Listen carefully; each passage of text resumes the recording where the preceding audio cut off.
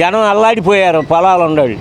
ఆ రాళ్ళు వేసి చాలకి ప్యాచ్ పుస్తకాలను ఒరిజినల్ నా దగ్గర పెట్టండి, ప్యాచ్ పుస్తకాలను డూప్లికేట్ ఆడి దగ్గర రైతుల దగ్గర పెట్టుకుంటే ఏం చేస్తారు, ఆడు అమ్ముకుంటే ఏం చేస్తాడు. ఈ పార్టీ సగం అమ్మేవాడు ఆంధ్రాని, ఆడు గెలిస్తే పొలాలన్నీ అమ్ముడు శుభ్రంగా. ల్యాండ్ టైటిలింగ్ యాక్ట్ అనేది కూడా రద్దు చేశారు కదా చంద్రబాబు నాయుడు గారు. బాగా పెరిగినాయి ఆడ పొలాల రేట్లు కానీ, ఇళ్ళ చోట్ల రేట్లు కానీ. అంతకుముందు 60 లక్షలు, 1 కోటి రూపాయలు అయినాయి పొలాలు.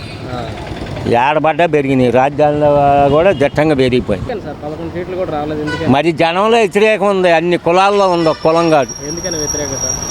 అందరికీ పథకాలు అన్నీ ఏంది పథకాలు ఇచ్చేది? పొలాల మీదను ఆడి రాళ్ళు వేసుకొని, ఆడి బొమ్మలు వేసుకొని, ఒరిజినల్ ఆడి దగ్గర పెట్టుకొని, జరాస్తులను ఆడి దగ్గర పెట్టుకుంటే ఎవడు నీ ఆస్తి నువ్వు అమ్ముకోవడానికి ఆడి దగ్గర ఒరిజినల్ పెడతారు ఎవడన్నా?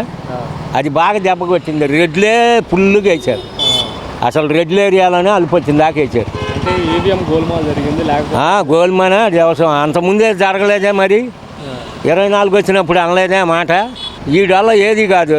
వీడేంటంటే హత్యలు చేయటం, జనాన్ని నరకటం, లోన్ ఎవడన్నా మాట్లాడినా నీకు అదే పొద్దేసినాడు. ఆడు అసలు వేస్ట్ క్యాండిడేట్. ఆడింకాడికి వచ్చేది సోదిలో కొట్టడం. మళ్ళీ తిరిగి వైసీపీ పుంజుకునే అవకాశం ఉందంటారా? ముందుకోదు, అది అవసరం లేదు. ఆ ఆటకి రాజావుడు రెడ్డి ఆవిడ యాదవ్లు అంతా దోసుకు తేగటే సరిపోతే ఒకటి చూస్తున్నారుగా టీవీలో 100 ఎకరాలు 2 ఎకరాలు 200 ఎకరాలు కజ్జాలు చేసి